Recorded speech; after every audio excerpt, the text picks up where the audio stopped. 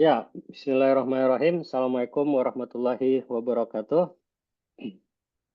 Ketemu lagi dengan saya Irawan Nurhas. Kali ini kita di podcast Saudagar MR kedatangan tamu spesial berkaitan dengan usaha di bidang kuliner, usaha di bidang aksesoris yang kita bisa datangkan dari Indonesia. Kali ini kita kedatangan tamu namanya Kesia Kinandi, atau mungkin nanti lebih lengkapnya Kesia bisa perkenalan sendiri. Kesia ini secara singkat dia punya saat ini sebagai student manajemen bisnis di Unibon atau Unikoln atau TH Koln Di HBRS, Hochschule Bonn-Rhein-Sieg.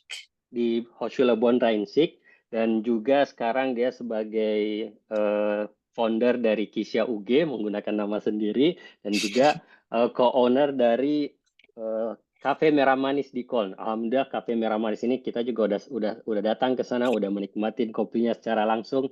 Nah, karena itu kita khusus edisi kali ini kita mengundang Kisya untuk sharing gimana sih caranya kita bisa buka usaha kafe di Jerman, kita bisa ekspor kopi dari Indonesia untuk orang-orang Jerman, orang-orang di Eropa bisa menikmati rasa kopi dari Indonesia. Oke, sekarang the screen is yours. Silahkan, mungkin Kisah bisa perkenalan sedikit kisahnya sampai ke Jerman seperti itu. Enggak? Oke, Assalamualaikum warahmatullahi wabarakatuh. Salam kenal semuanya. Untuk yang juga hadir ke kesempatan kali ini, makasih juga Kak Hani sama Kak Irawan waktunya. Nama saya Kisya, saya dari Semarang, di Jerman. Sudah berapa ya? 11-12 tahun. Sama berarti kita ya, Kisah ya? Iya betul, Hampir tapi kayaknya sama. duluan Kak Irawan. Iya. Ya, jadi saya datang ke sini awalnya em, waktu itu au pair, terus Hmm? waktu itu bareng sama Kak Hani juga, habis itu tahun 2014 mulai student college, 2015 mulai kuliah, terus sempat ganti kampus juga karena ya yang kita tahu juga kuliah di Jerman itu nggak nggak gampang. Nggak, ada yang bilang gampang masuk, susah keluar. Iya betul. Ya, terus mulai 2020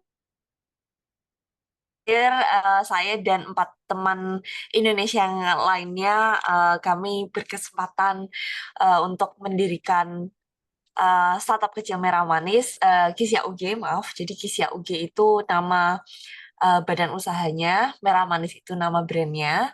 Hmm? Uh, Kafe kami dibuka Oktober 2022, ya betul. Eh, di bulan mungkin ya. Ya, dan ya Yang itu 4 orang temennya tuh siapa aja tuh? Orang Indonesia semua atau ada orang orang Indonesia bule semua. juga? Ya, orang Oh, orang Indonesia Indonesia. semua. Jadi kami itu ada saya, em, ada Mas Randit yang tinggal di Düsseldorf, ada Andrew yang tinggal di Duisburg, Farhan yang dulu tinggal di Herne, dan satu lagi Noski tinggal di Aachen. Oh, rata-rata semuanya emang lokasinya masih di NRW ya, Masih di NRW. nggak ada yang yang jauh gitu. Tapi hebat Betul. bisa dari berbagai tempat. Gimana tuh bisa, kan tempatnya beda-beda tuh. Kenapa bisa ketemu? eh, Gimana prosesnya sampai ketemu? Terus wah, kita bikin merah manis nih. Ya, jadi awal kita ketemu itu kita pertama kali ketemunya bertiga gitu karena saya, Andrew dan Mas Randit dulu kita pernah ngerjain satu project di salah satu startup dari Düsseldorf. Mhm. Mungkin teman-teman juga tahu Tech Bros. Jadi saya dulu juga sempat kerja di sana Oke, sama Andrew. oke ya. Dari situ kita ketemu. eh, nah, mulai dari waktu itu tahun 2021, kita bertiga ketemu. Akhirnya ada kesempatan untuk ngerjain project kopi. Setelah kita melakukan riset, meeting, itu kan waktu itu masih zaman-zaman corona ya. Kita nggak pernah ketemu 2022 satu ya. sama lain Benar, sebenarnya. benar. kita tuh ketemu cuma via online gitu. Jadi saya pun juga jarang ke Düsseldorf karena waktu itu masih corona kan. Em, Mulai dari situ kita mulai ngerjain project kopi yang awal mulanya tadinya kita nggak mau punya kopi sendiri, tapi kita mau menjualkan kopi produk Indonesia di Jerman. Jadi kita mau memasarkan produk kopi Indonesia di Jerman gitu awal ceritanya. Oh, jadi Cuman nggak ada kafe ya, sekedar impor langsung betul. kopi dari Indonesia. Oke. Betul. Cuman setelah kami melakukan riset, analisis, akhirnya kami memutuskan untuk melakukan semuanya sendiri. Maksudnya kami yang melakukan importnya. Jadi kami akhirnya memutuskan yaudah kalau karena kita apa yang kita pengen karena gini kalau kita mau jual sesuatu kita harus suka sama produk kita, betul? Ya, Dan setuju. itu yang waktu itu awal-awal kita udah apa ya, udah American kalau kayaknya kita harus ngelakuin sendiri deh gitu. Kayaknya kita harus punya produk sendiri dan apa yang kita suka gitu.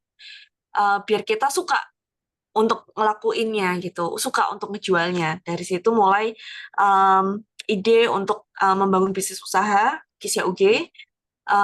Bahkan ide untuk membuka kafe itu baru setelahnya gitu. Setelah kita akhirnya em, pikir-pikir gimana nih enaknya kita mau ngapain gitu. Akhirnya yang awalnya kita mau fokus di B2B, akhirnya kita eh, Itu sih.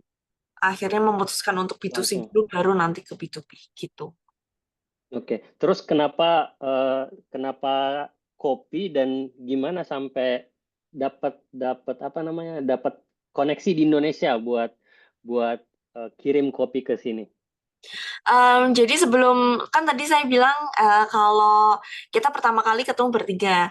Nah, kenapa kita bisa ketemu Farhan dan Noske itu ceritanya karena kita lagi ngopi di eh, di Düsseldorf gitu. Oh, Jadi kebetulan Farhan itu kerja di salah satu roastery di Düsseldorf. Dari situ pertama kali Andrew kenalan sama si Farhan, akhirnya saya juga kesempatan untuk kenalan sama Farhan. Kita pergi ke messe kopi di Hamburg oh sampai bareng-bareng. sampai kunjungin Mesa juga Ya, bareng-bareng. karena waktu itu Luar biasa kebetulan ya. juga waktunya Totalitas. pas kan gitu. Wah, Ya, ada ya. messe nih, yuk kita ke sana gitu, yuk kita kenalan di sana. Oke. Pas kenalan kita akhirnya nemuin apa ya, chemistry gitu. Jadi wah ini kayaknya kita klop nih karena visi sama misinya kita sama gitu, apa yang kita pengen Mhm, mhm. bawa sama gitu. Oke, let's do this together. Akhirnya kita memutuskan untuk kita berlima eh, apa namanya bangun badan usaha ini dan bangun Merah Manis gitu. Nah, kenapa kopi? Ya itu tadi sih kesempatannya waktu itu awal mula kan produk kopi Indonesia. Em, ya gitu. Putus Tapi halo? putus tadi ya. Emang nggak lanjutin silakan. Ah, em, nah, kebetulan si Farhan ini udah cukup lama di bidang specialty coffee gitu karena Hmm, kopi itu kan ada apa ya? Kopi itu kan produk komoditi juga kan mhm. gitu dan sebenarnya produk kopi itu kita tahu Indonesia itu pengekspor kopi salah satu pengekspor kopi terbesar juga dan apa namanya produsen kopi juga terbesar di dunia gitu kan. Cuman Oke. apa yang kita ngelihat, oke, kopi Indonesia kok nggak ini ya, nggak di Jarang appreciate. nemu di sini. Dan jarang gitu. Kita kalau orang Indonesia kita kalau mau ngasih oleh-oleh kita harus pulang ke Indonesia dulu Mhm. kenal gitu kopi Indonesia gitu. Terus mostly kopi yang kita bawa ke sini itu tuh kebanyakan juga udah di grind kan. Terus saya inget banget tuh, saya pernah dikasih kopi dibawain kopi dari papa dari Sulawesi. Saya juga awalnya kan nggak tahu ini kena kopi udah di grind. Ya udah saya masukin ke zip trigger machine kan. Cuman nggak bisa keluar gitu. Terus saya mau kasih orang juga Standarnya bingung. beda kali ya.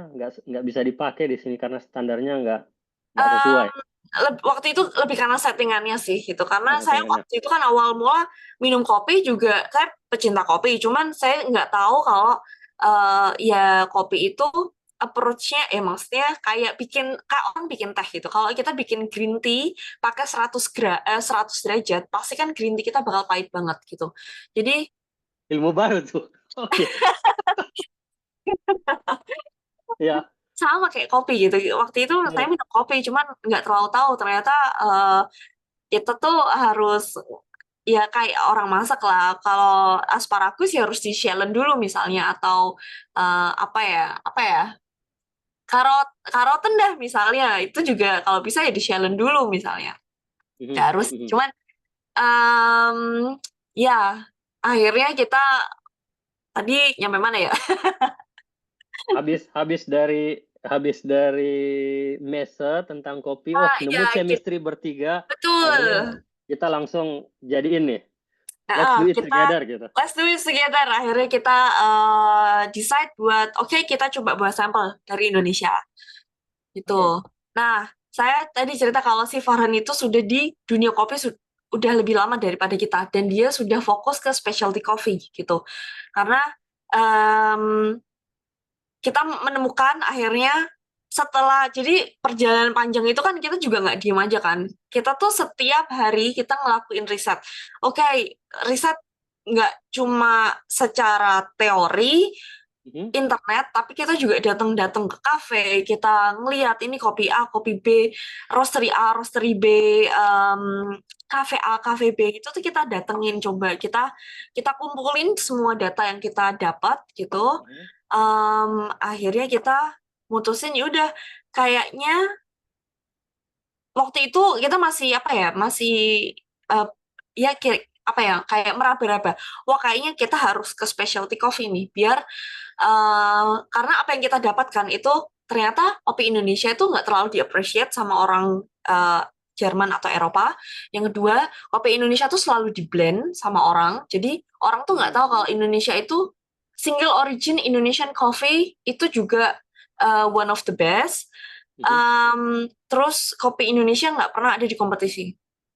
Jarang dipakai. Dulu Michael Jackson yang sekarang World uh, Barista Championship tahun ini dari Indonesia juga, Wih, itu mungkin pernah bawa tahun kapan gitu saya lupa. Cuman di Jerman tuh nggak terlalu ada suaranya gitu. Akhirnya ya udah kita harus ngasih yang terbaik dari sisi kopi Indonesia, kita bawa specialty coffee gitu ceritanya.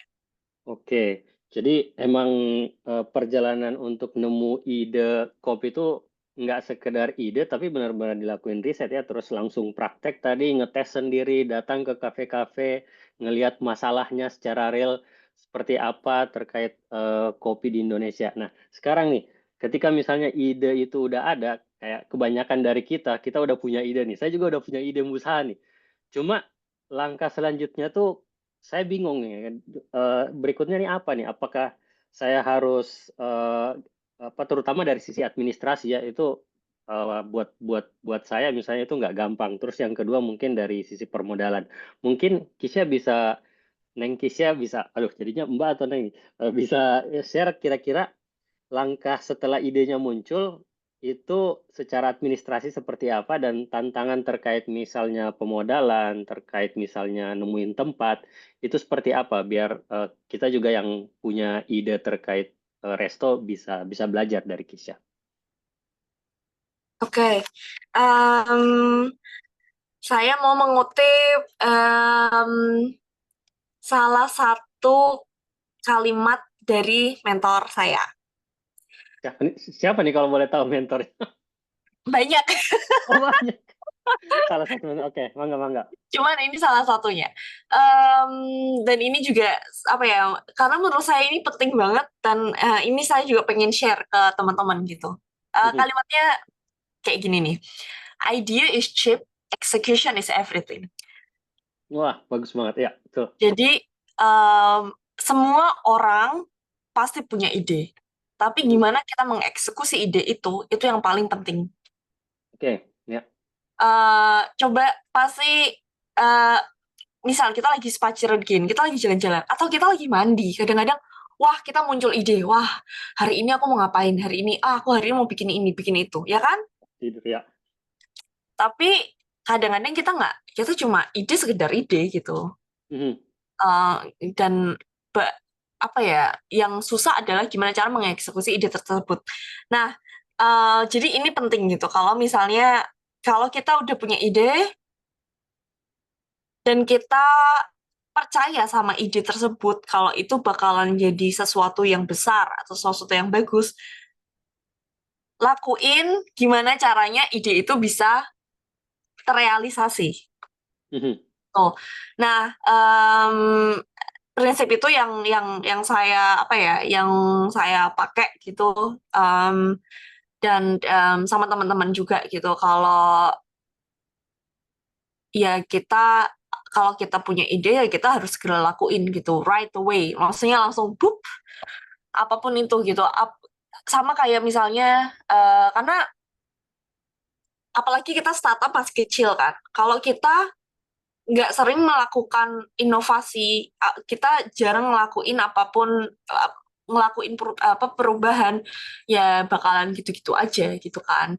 Ya, Gitu. Jadi jadi langsung action ya. Misalnya saya udah ada ide kayak tadi kopi. Nah, motivasinya misalnya wah kopi Indonesia ini kurang dihargai nih. Langsung ya, saya milih kopi dan kopinya kopi Indonesia. Nah, sekarang langkah selanjutnya nih tadi karena Keisha bilang B2B ini kurang nggak bisa nih, nggak bisa langsung B2B, kita harus ya, kenalin dulu ke konsumer langsung.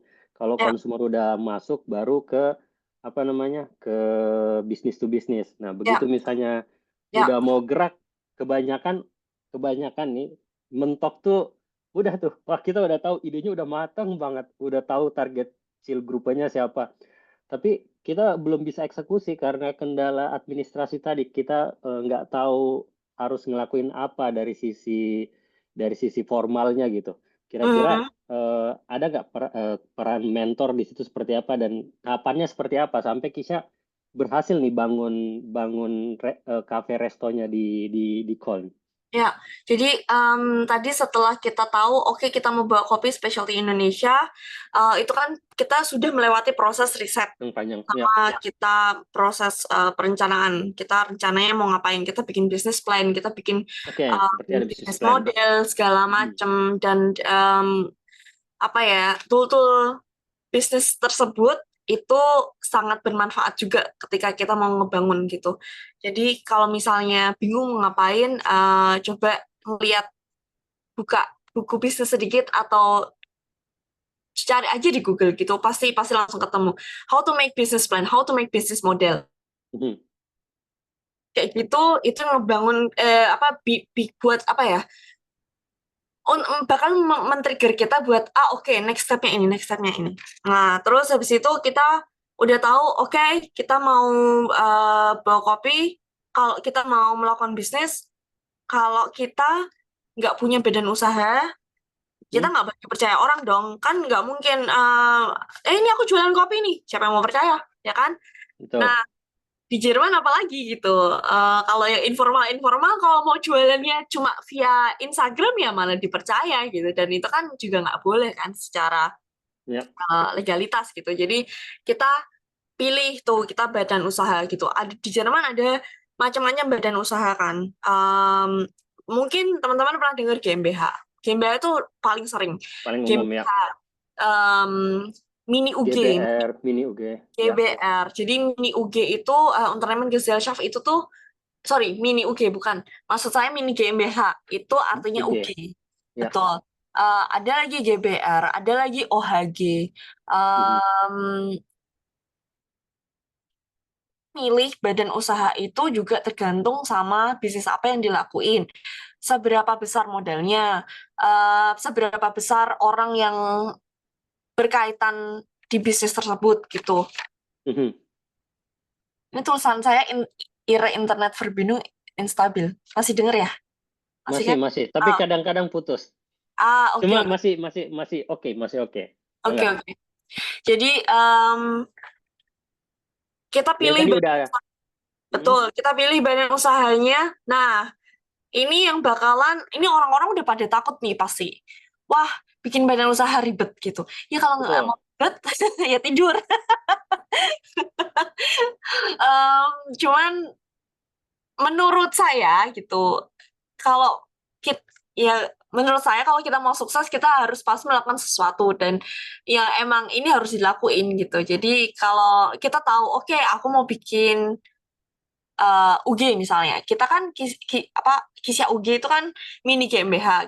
Kita memutuskan untuk bikin UG karena modal kami juga waktu itu nggak besar gitu. Jadi Hmm.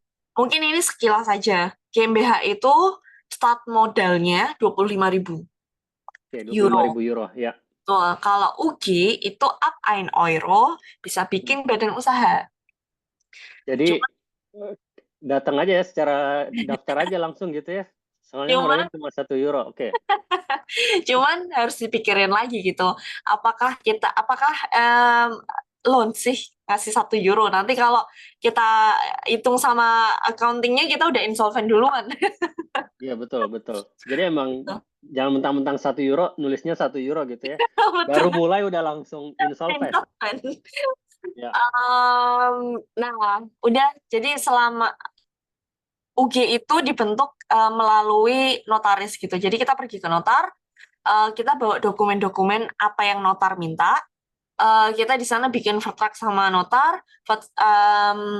Saya lupa namanya apa. Pokoknya intinya kita datang ke sana bareng Gesellschafter yang lain atau shareholder yang lain.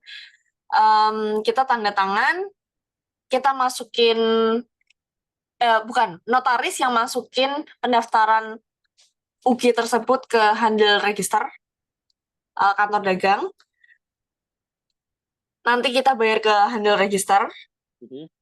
Dalam waktu kita nunggu dari handle register itu, kita juga harus masukin uang atau modal kita ke bank yang kita bikin. Jadi kita harus Misalnya uh, ke bank buat bikin bank untuk dulu untuk Mhm. bisnis kita gitu. Jangan pakai private bank gitu karena nggak bakal Oke. diterima kan. Ya. Terus kita masukin uang kita ke bank, nanti kita kabarin si notar nih uang sudah masuk, nanti kita bakalan dapat surat dari handle register kalau UG kita udah terdaftar gitu. Oke, jadi prosesnya ini ya, straightforward gitu ya. Asal dokumen kita kasih, uangnya kita, uang pendaftaran kita kasih, terus banknya tersedia, langsung terregister ininya. Oke, itu Ya, dari sisi pendaftaran UG-nya tadi. Nah, kira-kira dengan adanya UG ini, itu ada efeknya nggak terkait dengan eh, kemudahan dalam impor impor kopi dari Indonesia, atau misalnya terkait dengan eh, cari lokasi, sewa lokasi. Soalnya kan kalau misalnya sewa bisa aja kita sebagai personal kan datang ke sana, saya mau nyewa nih. Tapi misalnya dengan adanya UG atau dengan badan formal, mereka lebih percaya, misalnya mereka lebih gampang, jadi lebih terakselerasi gitu terkait dengan proses proses usahanya. ya, ada gitu karena ketika kita em, jadi kalau kita mau impor, kita butuh namanya EORI number gitu. Jadi EORI number juga ngedapetinnya juga nggak sembarang orang gitu. Orang privat nggak bisa dapet EORI number gitu. Jadi Hmm? ada beberapa faktor yang berkaitan yang bakalan ngasih apa ya, badan usaha itu bakalan ngasih manfaat kalau kita punya badan usaha gitu. Jadi kalau apalagi kalau kita mau sewa tempat gitu, kalau orang tahu oh ini bakalan dipakai untuk gewerbe gitu.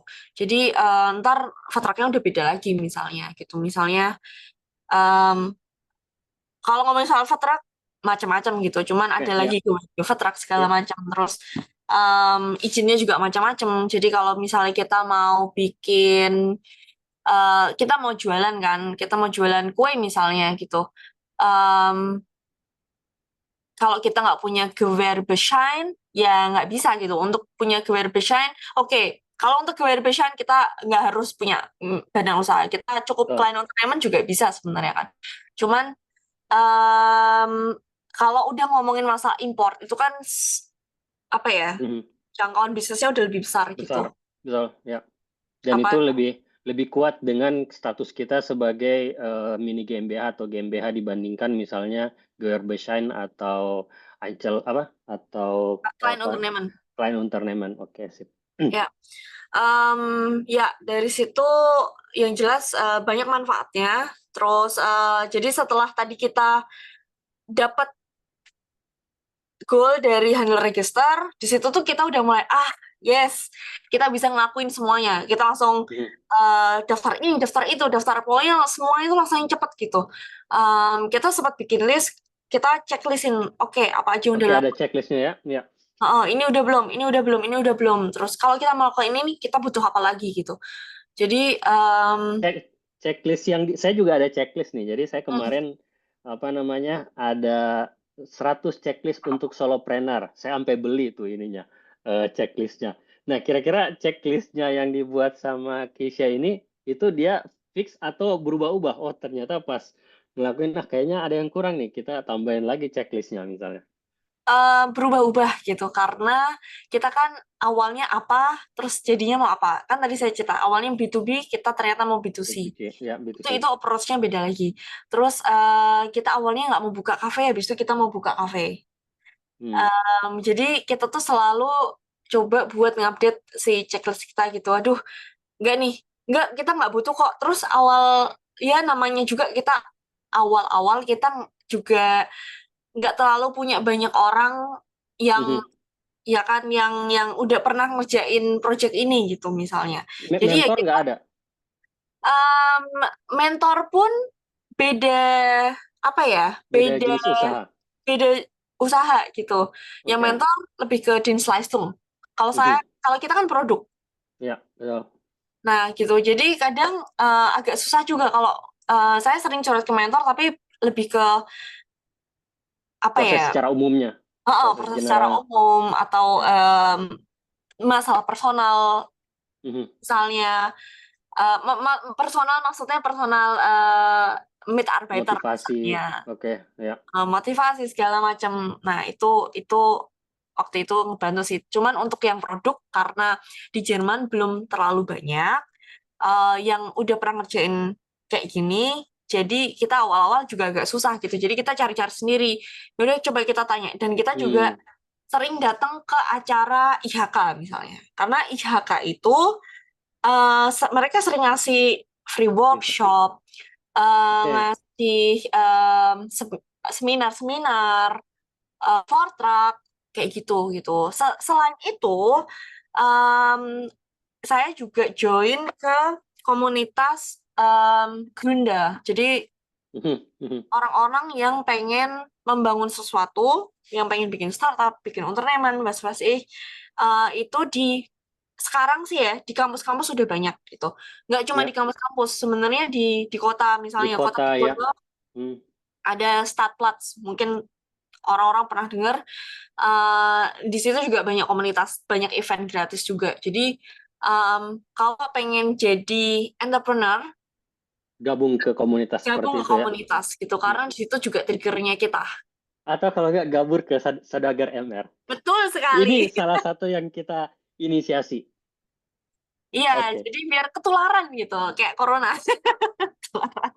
Makanya kita nih berusaha gimana caranya karena jujur aja sangat sangat sangat dikit orang Indonesia yang punya usaha di Jerman. Itu kita bisa hitung jari dan itu tantangan gitu dibanding orang Cina, orang India, mereka Vietnam, banyak banget usahanya dan wajar kalau misalnya apa perkembangan ekonomi di negara mereka juga bagus gitu karena ada sokongan dari luar. Jadi kalau misalnya kerjasama juga enak apa mereka apa namanya bangun wilayah di apa Chinatown misalnya atau orang Arab juga masjid sekarang di mana-mana karena mereka punya banyak pengusaha gitu buat buat bangun komunitas tapi saling timbal balik lah mereka juga dapat benefit dan dibalikin lagi benefitnya ke komunitasnya seperti itu. Oke Kisha, mungkin pertanyaan berikutnya. Jadi tadi kan Kesia udah ada ide, terus daftar ke UG dan begitu UG-nya ke register, Kesia dan teman-teman bilang, kita punya ini nih, mah nih untuk ngelakuin macam-macam.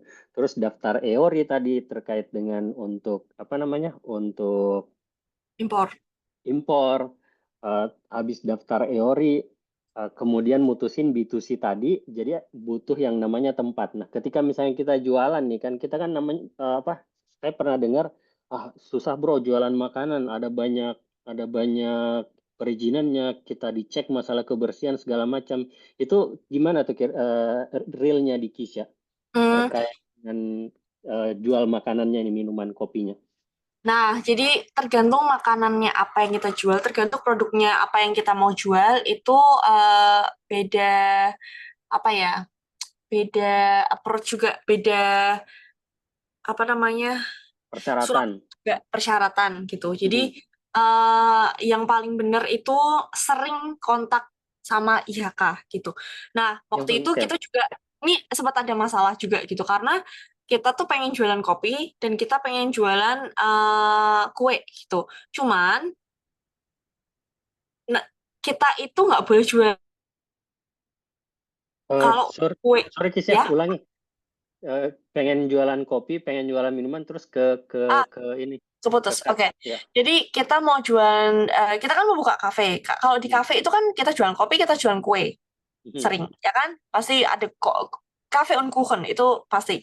Ya. Zusammen, maksudnya sering zusammen gitu. Nah, kalau kita jualan kopi boleh gitu karena di Gewerbeschein kita boleh jualan kopi gitu. Nah, tapi untuk jualan kue kita boleh nggak jualan kue? Mhm. Sempet kita bingung kayak yang apa riset itu tuh kalau kita jualan kue itu kita harus konditor. Harus ke konditor. Jadi konditor gitu lah. Ya. Kan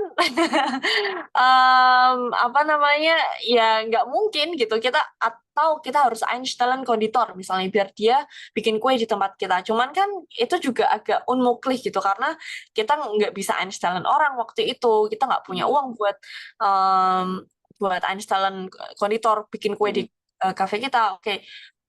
Akhirnya kita telepon iya.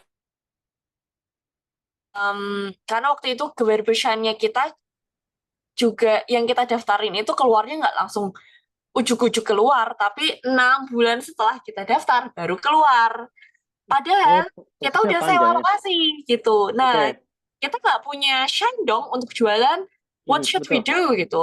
Mhm. Akhirnya kita telepon, ya itu tadi kita ada kontak sama IHK sama Statcol. Mereka bilang, oh yaudah kalau kamu jualan eh, kopi nggak apa-apa. Dan kalau jualan kue, kalau kue itu kamu beli dari orang lain, dari misalnya dari konditor lain atau pokoknya dari orang lain lah, itu ya nggak masalah gitu karena kamu nggak bikin sendiri. Oke, harus kelar. Oh, Akhirnya ya oke, lanjut Mangga.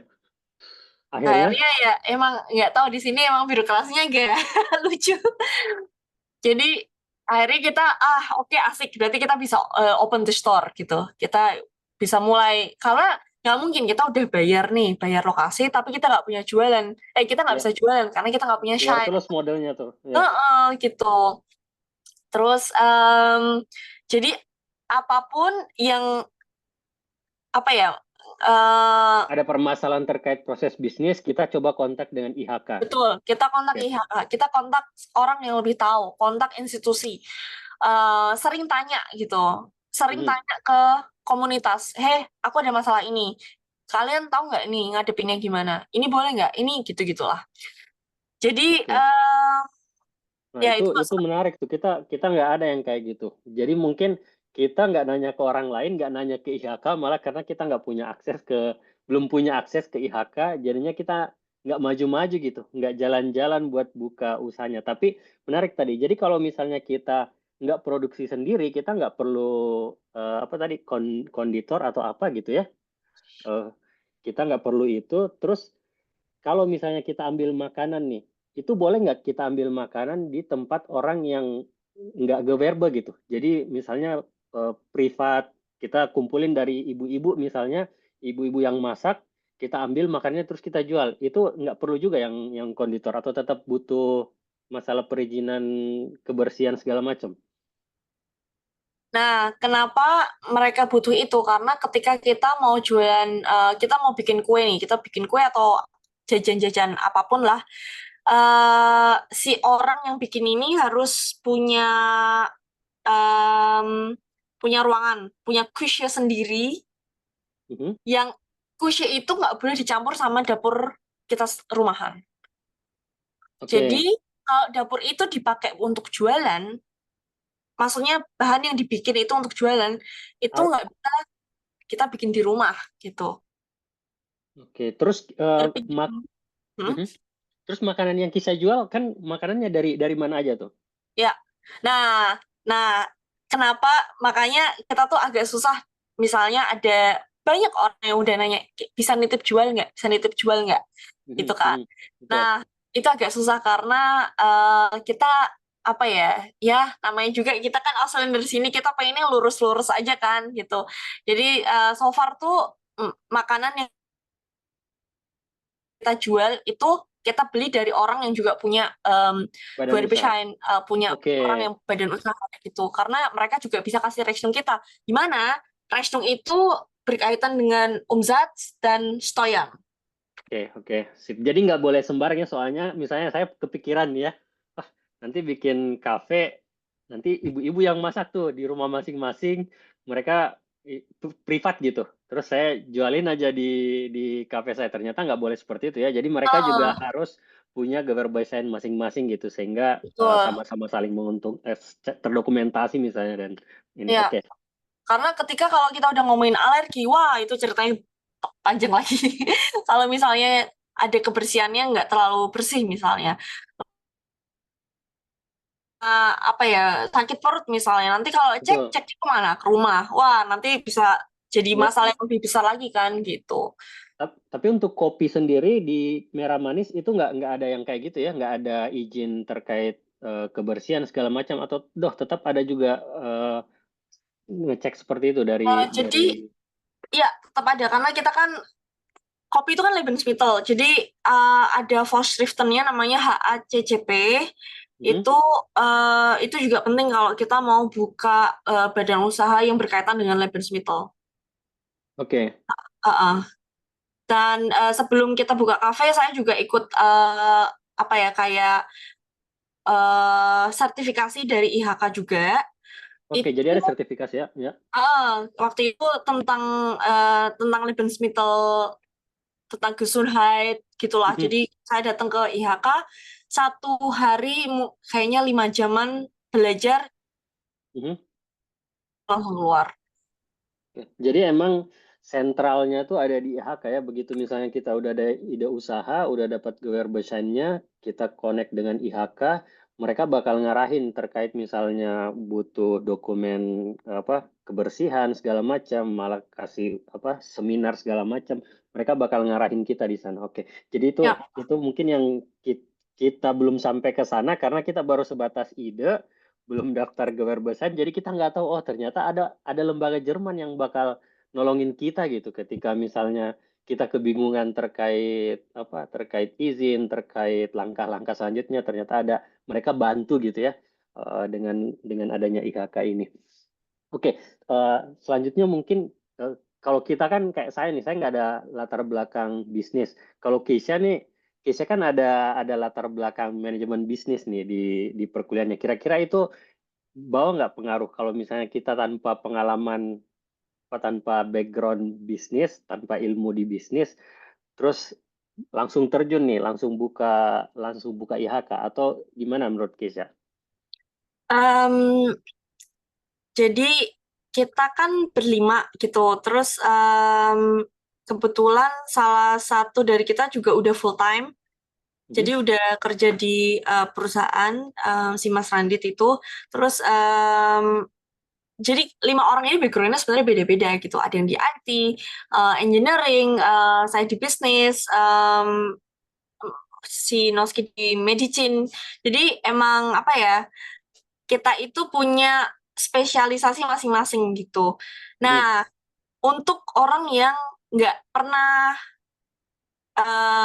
belajar bisnis atau nggak pernah bikin bisnis, itu salah satu apa ya, pintunya adalah komunitas.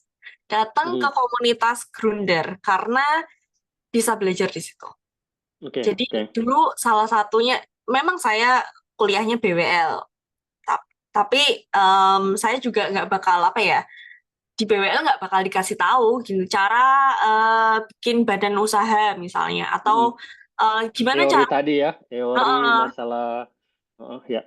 gimana cara bikin ide ini jadi realisasi segala macam, atau tentang apa atau law-nya untuk startup itu gimana gitu. Jadi Hmm. di kampus itu kan tadi saya cerita ada komunitas startup groundernya itu kan. Nah, mereka biasanya ngasih summer school atau ngasih apa. Nah, di situ biasanya apa yang Startup. mereka omongin itu semuanya berkaitan tentang startup, tentang cara grunden, cara apapun lah. Belajar dari situ. Oke, oke. Eh, itu menurut saya menarik, Kisha. Jadi makanya kita juga bikin Saudagar MR ini harapannya untuk komunitas, karena kadang nggak ada di perkuliahan gitu, dan itu langsung kita dapat dari orang yang terjun langsung. Kayak misalnya Kisha tadi jelasin, oh ternyata IHK bisa bantuin kita terkait dengan apa? Terkait dengan perizinan segala macam, dia ngarahin gitu kemana. Terus tadi juga menarik karena Keisha katanya tiap orang punya masing-masing expertise gitu. Jadi nggak semuanya orang manajemen bisnis, tapi ada orang dari apa backgroundnya expert di bidang kopi, expert di bidang IT. Dan saya juga lihat websitenya merahmanis.de ini, merahmanis.de ini desainnya juga bagus gitu. Jadi emang orang yang IT misalnya dia fokus di IT-nya. Terus hal yang menarik dari Merah Manis waktu saya datang ke sana, saya ngelihat Keisha waktu itu kalau nggak salah ada gerombolan rombongan bule yang datang dan mereka cicipin kopi Merah Manis. Kayaknya dari start atau apa gitu. Itu seperti apa itu? Mungkin terkait dari sisi marketingnya, dari sisi kerjasama yang dilakuin Merah Manis. Enggak, silahkan mungkin bisa kasih tipsnya gimana eh, Ya, buat marketingnya lah.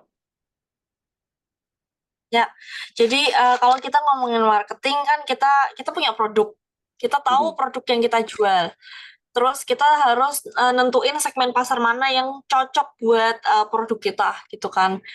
Kebetulan apa yang kita jual kan cukup niche. Jadi Merah Manis itu jual Indonesian Specialty Coffee and Light Roast Coffee. mhm, Jadi apa ya, cukup cukup niche lah bisa dibilang gitu. yep, Nah, em, kita juga udah nentuin, oke, ini pasar market kita, kita harus apa ya, kita harus fokus ke situ gitu. Nah, cuman ketika, oke, kalau kita ngomongin yang grup tadi itu, jadi kan grup ini itu datang karena mereka ngeliat, wah ada kafe baru nih, wah interesting nih, sesuatu yang beda nih, gak cuma orang jualan kopi biasa, udah mhm, kok kafe kuchen gitu kan. Apa ya, merah manis apa yang merah manis jual kan, kopi dari Indonesia, merah manis punya jajan pasar gitu. Emang gimana ya, kopi sama makanan yang asin-asin cocok gitu kan, jadi orang-orang tuh kayak iya, tuh. Nah, di situ ada approach dari mereka. Jadi si Eat the World ini programnya si apa RTL TV itu. Terus orang bisa booking si Eat the World ini. Mereka datang ke virtual-virtual. Jadi kebetulan Merah Manis itu kan virtualnya namanya eh, masuk ke Eigerstein Agnes Virtual gitu kan. Di mhm. antara itu yang di Kon. Nah, ya gitu, jadi mereka datang ke kafe-kafe yang menurut mereka, sorry, si In The World ini kerjasama sama kafe-kafe atau store atau restoran yang menurut mereka interesting gitu. Oke, jadi Jadi nggak sembarang ya. Mereka kan nggak ada banyak sembarang. kafe di sana dan mereka milih yang apa, yang unik, yang khas gitu ya, kayak misalnya Merah Manis seperti itu. Ya, Oke. ya dari situ sih. Jadi kalau, nah, balik lagi sama apa yang kita jual gitu. Mungkin salah satu yang bikin orang kepikiran, orang udah banyak orang jual ini. Balik lagi, kita harus riset pasar. Mhm. Kita yakin produk yang kita mau jual itu eh kopi kan sebenarnya pasaran kan, semua Banyak ya. semua jual kopi gitu. Mhm. Kita tahu em, lawan apa ya, kompetitor kita tuh banyak gitu, cuman apa yang kita tawarkan itu kan sesuatu yang tetap tetap beda gitu. Kita tetap punya ah kok Ciri saya khas, lupa ya itu kan namanya tetap punya ciri khas em, sendiri, ciri khas keunikan sendiri. sendiri gitu. Jadi Oke. jangan jangan gitu. Misalnya tetap jualan apa ya apapun lah gitu. Cuman kita Nggak tahu kalau kita ada ciri khas sendiri yang kita bisa tawarin ke orang-orang. nggak harus sesuatu yang benar-benar completely new ya, nggak harus benar-benar baru, tapi kita bikin yang berbeda gitu dari yang udah ada. Karena saya ngelihat kalau kata Kesha tadi 2022, sekarang baru 2024 gitu. Dalam 2 tahun ini luar biasa gitu. Rating di Google Maps-nya juga di Google saya lihat, waduh, ini udah ngalahin kafe yang udah eksis berapa tahun di Köln, udah bintangnya udah luar biasa gitu. Dan saya dengar juga diundang oleh kedutaan untuk sharing di kedutaan karena emang majuin perekonomian di Indonesia gitu kan, kita bantu petani kopi di sana. Saya pernah baca beberapa artikel Kisha yang dimuat sama ini Jerman, kampus Jerman kalau nggak salah, kampusnya Kisha Itu kamu sendiri. saya. Itu luar biasa banget. Saya aja udah kuliah bertahun-tahun di sini nggak pernah dimasukin di majalah seperti itu. Tapi Keisha luar biasa. Oke, dari perjalanan Keisha nih selama 2 tahun dengan tadi ngasih strategi yang bagus, terus apa namanya tips-tipsnya seperti apa, kira-kira tantangan yang kemungkinan bakal kita hadapi gitu. Dan saya misalnya sebagai orang yang mau buka kafe juga nanti bakal ngalamin nih kemungkinan ada tantangan seperti ini. Kira-kira tantangannya tuh apa aja yang menurut Kisah ini sulit nih buat atau bakal kita hadapin nanti kalau kita buka buka kafe juga misalnya. Em, Tantangan untuk buka kafe. Tadi saya juga udah cerita soal birokrasi. Birokrasi Terus ya benar. mungkin bahasa salah satu tantangan juga karena bahasa bisnis atau bahasa tentang law-law di Jerman itu mungkin agak susah buat orang gitu. Cuman em, jangan takut gitu karena kita tahu orang Vietnam aja bisa bikin bisnis di sini dan mereka Ya. kadang nggak nggak terlalu ngomong fasih Jerman gitu Mhm. atau orang Thailand atau orang manapun lah gitu. Jadi kita harus overcome problem tersebut gitu. Modal itu juga penting. Ya. Um, Mungkin modal juga bisa jadi problem buat banyak orang gitu. Cuman di Jerman itu kalau kita mau grunden sesuatu ada Forderung gitu misalnya. Kita bisa minta Forderung Stad Sama stat benar. sama Stadtkoln, Stad Düsseldorf, Stad manapun lah. Mereka pasti punya program-program untuk subvensi, untuk Forderung, apapun itu namanya gitu. Mhm. Atau ikut kompetisi startup. Kalau misalnya barangnya bagus, produknya bagus gitu. Ya. Either itu produk atau Dienstleistung. Menang, lumayan, 3.000 euro, 5.000, I don't know. Mhm. Itu juga bisa dipakai buat jadi modal gitu kan. Oke. Um, Apalagi ya, um, akses ke kredit. Kita juga bisa kredit, kita bisa ngambil kredit gitu. Cuman mungkin untuk kredit harus melewati apa ya, step-step lagi yang harus dilewatin kayak misalnya uh, kan kita kan tahu kita nggak semua orang bisa nggak semua orang bisa ngambil kredit gitu kan. Jadi Mhm. oke, mungkin aku bisa kerjasama sama ini orang ini punya uang tapi aku punya ide, bisa collab Ya, betul. gitu. Jadi Terkait forderung tadi, yang kredit tadi, ada ngaruhnya nggak kalau misalnya kita bentuknya UG atau misalnya tanpa UG? Nggak ada ya? Jadi nggak ada. nggak ada. Oke, sip. Eh, Terus mungkin masih terkait modal nih. Kalau misalnya kita punya usaha dan belum nggak jalan, kita udah daftar UG, tapi kita belum belum ngasilin duit. Kira-kira itu ada fix cost-nya nggak kira-kira kalau misalnya kita udah daftarin UG? Saya dengar dari yang teman yang punya usaha di Gelsenkirchen, kata dia minimal tuh 3.000 euro dia keluar tiap tahun untuk apa? Untuk finance berater, untuk macam-macam lah.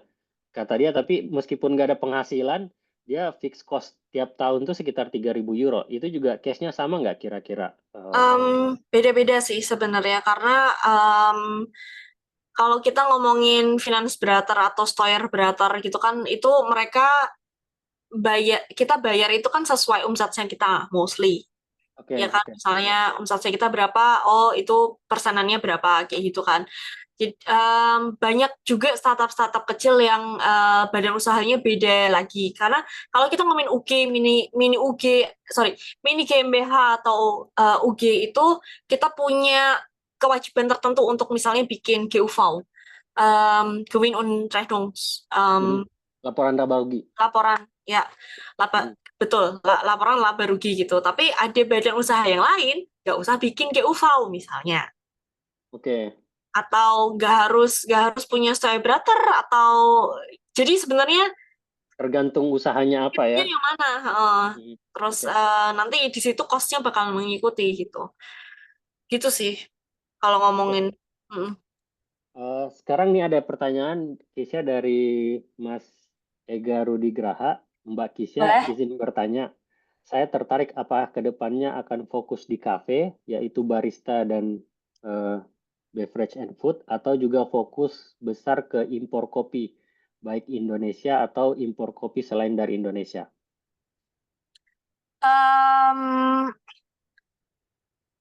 kalau jadi apa yang dilakukan Merah Manis itu kan Indonesian Light Roast Specialty Coffee dan kita bakalan fokus di situ gitu. Em, nah, kalau kita ngomongin Kisya UG, apa yang dilakukan Kisya UG itu kita juga impor. Jadi apa ya, Oh, lebih jadi besar lingkupnya. oke, merah manis itu khusus untuk kafe tadi, tapi Kisya UG-nya sendiri dia bakal ada impor, maksudnya usahanya lebih gede gitu ya, nggak cuma Usahanya lebih kafe, gede. tapi bisa juga ekspor impor tadi yang Betul. terkait Jadi komoditas. kalau ngomongin Merah Manis ya, kita bakalan fokus di situ. Cuman misalnya tiba-tiba kita ada ide untuk bikin skincare kopi misalnya. Misal aja, Mhm. skincare dari kopi.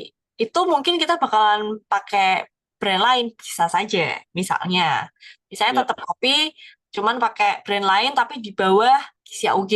Itu juga bisa aja gitu. Jadi, tapi untuk ngomongin rencananya Kisia UG itu rencananya bisnis apa idenya banyak gitu, cuman yang mau kita yang eksekusi itu kita harus em, menentukan prioritas dulu sih. Tapi untuk sekarang kita bakalan fokus di Merah Manis merah Coffee manis. Roaster. Oke, oke, saya buka sekarang pertanyaan buat yang hadir. Mangga silahkan bisa nanya langsung atau nulis di chat juga. Nanya dong. Ya, Boleh. silahkan. Ya, ya aku em, menarik sih yang Kisha paparkan dari awal. Aku kenal Kisha itu dari awal dia ke Jerman, kita bareng. Jadi ngelihat perjalanan Kisha dan Kisha bisa share sebanyak Baru. itu, aku kagum banget sama Kisha beneran deh. Karena nggak semua Sama-sama. orang bisa berani kayak Kisha. Dan Kisha ini kan student ya. Bayangin, student masih bisa apa kepikiran untuk buka usaha, terus berani ngambil ngambil keputusan untuk buka usaha itu bukan sesuatu yang biasa ya kalau menurut aku ya. Kalau misalnya apalagi terkait modal segala macam pasti ada tantangan. Cuman tadi aku catat beberapa clue dari Kisha yang sering Kisha tekankan gitu ya. Kisha kan tadi bilang tadi sempat menyebutkan pentingnya mentor, terus komunitas sama tim ya mungkin ya apa sih tiga tiga ini juga juga mungkin berperan penting di perjalanan Kisha untuk membangun usaha ini gitu. Menurut Kisha apa ya dari tiga ini tuh yang ya semua pasti penting ya, tapi yang paling paling apa ya paling besar ininya apanya perannya gitu buat Kisha itu dari mana? Apakah Kisha dari awal itu benar-benar fokus oke, mentor ini tuh benar-benar bikin bisnis mentor. Kisha kan bilang Kisha punya bisnis mentor. Nah, untuk dapat bisnis mentor yang pas juga itu kan nggak gampang. Atau misalnya tim Kisha juga kan Kisha bilang dari background yang berbeda-beda dan nggak selalu juga kita bisa klop sama tim tim yang udah Kisha bentuk. Nah, itu pembagian tugasnya mungkin gimana. Terus komunitas sendiri buat Kisha kan kata Kisha peran penting banget komunitas ikut komunitas A, B seperti IHK.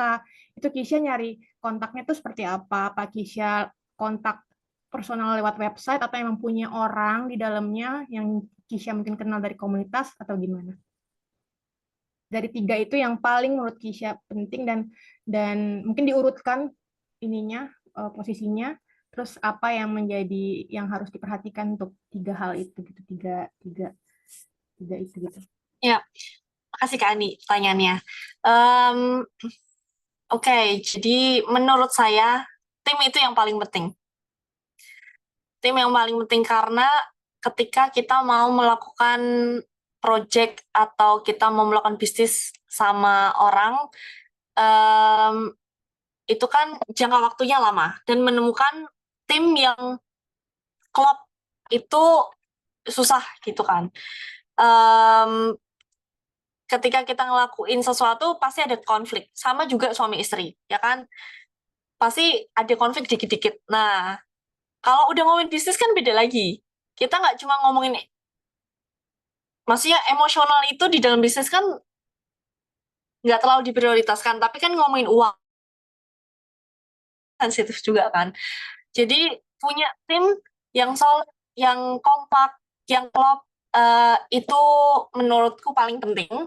Terus yang kedua komunitas, karena komunitas itu adalah pintunya kita untuk kemana-mana gitu. Jadi nggak ada komunitas, kita nggak tahu apa-apa gitu. Karena aku ngerasa juga apa yang aku dapat mentor juga dari komunitas gitu. Aku kenal, maksudnya aku ketemu Mas Randit, ketemu Andrew, itu juga waktu itu, ya karena dari startup yang lain itu juga kan. Jadi di situ juga ada komunitas kan. Jadi itu yang kedua menurutku penting. Yang ketiga adalah mentor. Mentor itu juga dapat mentor yang cocok sama kita, personality kita juga susah gitu. Makanya waktu itu sempat ada kayak apa ya, kayak mentor batch gitu antara mentee dan mentor. Jadi biar kita tuh kayak dijodoh-jodohin gitu loh. Nah, ini juga apa ya, sesuatu yang menurutku penting gitu karena waktu itu salah satu aku dapat mentor. Jadi mentoring ini kan beda-beda ininya, apa ya, produknya beda-beda. Ada yang mentor gratis gitu. Cuman kalau kita ngomongin hari gini juga nggak semua mentor gratis kan. Waktu itu beruntungnya aku menang sesuatu dan apa aku menang sesuatu karena aku apply bisnis plan-nya kita gitu. Nah, di situ habis itu aku dicocok-cocokin sama mentor. Kebetulan mentornya itu ya ada hubungannya sama food and beverage, cuman dia nggak pernah punya cafe gitu. Mentornya waktu itu mentor aku posisinya di Austria gitu. Dia bahkan bukan orang Indonesia. Itu mentorku yang pertama. Mentorku yang kedua dia campuran. Dia namanya Mbak Claudia Siregar. Mungkin Mbak Claudia Siregar lihat sini. Itu orang Indonesia, orang Jerman. Jadi dia half Indonesia, half Deutsch gitu. Di situ dia ngerti banget masalah intercultural business. Karena kita kan orang Indonesia yang melakukan bisnis di Jerman gitu. Kita harus unfasten sama semuanya di sini, sama kulturnya, sama bahasa, sama cara orang berbisnis di sini. Itu kan kadang nggak gampang buat kita gitu. Kadang mungkin ada yang apa ya, dulu aku juga orangnya agak terlalu emosional gitu, tapi sekarang udah enggak gitu, karena kita nggak bisa mau bisnis emosional atau macam-macam lah gitu ya. Pokoknya yang berkaitan tentang intercultural itu waktu itu Mbak Claudia Siregar itu ngebantu saya banget. Terus sama di tim gitu. Jadi salah satu dari tim internal itu juga mentor saya. Karena ya namanya Mas Randit. Mas Randit. Mas Randit sama istrinya itu udah kerja lama juga gitu dan kerjanya juga nggak cuma di Jerman. Maksudnya mereka juga apa lingkupnya tuh udah internasional gitu. Ya. Sharing-sharing, oke, what should we do? Gimana kalau ada problem ini, kita punya ini, gitu-gitu sih. Jadi Kalau sangat kerja sendiri tuh susah ya kalau misalnya jadi solopreneur gitu ya. mungkin bakal lebih Ya. susah aja ketika bareng-bareng. Nah, salah satu prinsip juga gotong royong. Itu juga salah satu prinsipnya Merah Manis sih gitu. Jadi kalau misal kita tahu nih ada orang yang pengen bisnis kopi gitu, sini sini sini sini sini sini. Karena kita nggak ngelihat apa ya, kita nggak ngelihat mereka sebagai kompetitor, tapi ya ayo kita gotong royong bareng gitu. Karena visi misinya apa? Bawa kopi Indonesia ke Jerman. Eropa, Jerman. Oh, Ya, nanti Indian ya kita jalan sendiri-sendiri gimana kita di sini gitu. Kita nggak harus collab terus-terusan, tapi kita misalnya ada salah satu apa ya, misalnya oke, kita sharing mese misalnya, karena mese mahal banget. Mese sini berapa? 2.000, 3.000. Siapa punya uang segitu cuma buat buka mese kan? Atau buka stand di mese maksudnya. Jadi bisa collab gitu. Sama-sama kopi, tapi beda specialty-nya apa? beda specialty, beda ciri khas. Tetap kan, tapi kopi Indonesia gitu. Itu sih. Jadi kalau terkait gotong royong nih ada kemungkinan nggak misalnya ada yang mau buka merah manis di Ruhrgebiet, mau buka merah manis di Munchen, di Hamburg, Berlin, itu ada peluang nggak seperti itu kira-kira? Ada. Oke. Eh, saya lupa nih tanya tadi, emang merah manis tuh ininya apa? Kenapa namanya merah manis? Jadi merah manis itu kan dua kata sebenarnya, merah dan manis. Cuman kita bikin jadi satu kata merah manis gitu, nggak pakai H. Em, karena kita kan, jadi tuh ceritanya itu waktu kita belajar kopi, itu kan kita awalnya juga kita otodidak sama Farhan kan. Kita dalam satu fase itu kita sering banget ke Düsseldorf, ke rumahnya Mas Randit. Eh, karena di situ lokasinya cukup apa ya, cukup cukup gede, cukup bisa beherbergen 5 orangan lah. Jadi bahkan lebih gitu. Jadi kita ke rumah Mas Ranit, kita belajar sama Farhan, sama Andrew, sama Noski tentang kopi. Nah, waktu itu pas summer 2022. Nah, kan yang kita lakuin kan light roast. Biasanya kopi-kopi light roast itu warnanya kemerah-merahan. Terus kita sering banget dulu minum kopi pakai gelas wine atau gelas bening. Kalau summer, kita ngangkat gelas gini, yang isinya kopi yang kita seduh itu, kopi filter, terus itu tuh warnanya kemerah-merahan. Terus rasanya juga biasanya lebih manis daripada bitter, karena light roast itu kan, karena kalau roasting itu kan kayak baking ya. Kalau kita kan, kalau kue kita yang kita bake kelamaan atau kepanasan otomatis bakal bitter kan. Nah, sebenarnya kayak kopi gitu. Jadi kalau kopi kita light terus ya nggak bitter kopinya gitu. Mungkin ada bitter cut sedikit, cuman lebih tinggi acidity dan sweetness-nya. Waduh, ini ilmu tingkat tinggi ini. Eh, tapi ada filosofinya ya, kenapa sampai dinamain merah manis. Oke, mungkin ada lagi pertanyaan karena kita udah sampai di penghujung acara. Sekali lagi saya terima kasih buat Thank Keisha. Ada pertanyaan nggak dari yang hadir? Kalau nggak ada, kita cukupkan sekian. Terakhir mungkin saya pengen ngundang Keisha untuk bergabung di komunitas saudagar MR sebagai mentor. Harapannya nanti bisa memunculkan eh, apa namanya pengusaha-pengusaha berikutnya di bidang kafe yang punya kafe sendiri, misalnya mau buka merah manis di Ruhrgebiet tadi, atau misalnya kerja sama buka merah manis di kota di daerah Ruhr, itu eh, gimana Kisah kira-kira bersedia buat buat bergabung? Bersedia lah ya. Jangan. Oke, terima kasih banyak ya. Tujuannya kita Saudagar MRI nanti pengen banyak pengusaha Indonesia dan harapannya kita bisa punya tempat di sini, misalnya punya punya masjid sendiri. Harapan harapan ke depannya punya masjid sendiri biar kita bisa ngumpul bareng-bareng, bisa misalnya yang punya usaha kopi bisa buka kafe di sana misalnya. Ya, terima kasih untuk kehadiran Kesha, untuk sharingnya. Saya apa sangat senang Kesha mau menyempatkan waktunya hari ini. Sekali lagi terima kasih. Assalamualaikum warahmatullahi wabarakatuh. Waalaikumsalam warahmatullahi wabarakatuh. Terima kasih Kiki. Maaf kalau ada salah-salah kata. Ya, sama-sama Kesha. Kami juga minta maaf kalau ada salah. Saya cukupkan ya.